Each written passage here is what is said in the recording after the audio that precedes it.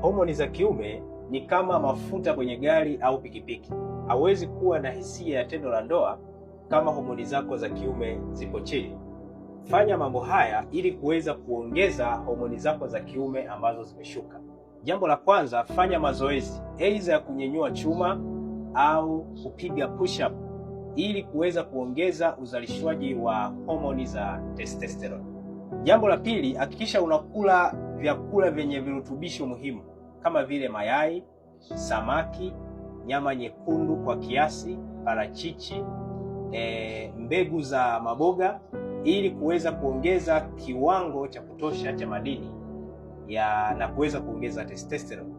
Jambo la tatu, hakikisha unalala usingizi angalau masaa 7 mpaka masaa 8.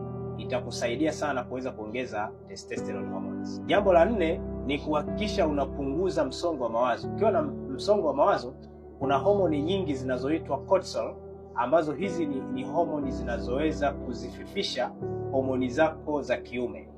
Jambo la 5 ni kupunguza unene uliopitiliza, hasa mafuta ya tumboni. Kwa hiyo kama wewe una kitambi, unakaribisha uzalishwaji wa homoni za kike zaidi ya homoni za kiume. Jambo la 6 ni kuhakikisha unapunguza matumizi ya sigara na pombe au kuacha kabisa. Jambo la 7 na la mwisho ni kuhakikisha unapata virutubishi vyenye utajiri wa madini ya zinc, madini ya calcium ambavyo sisi tupo navyo.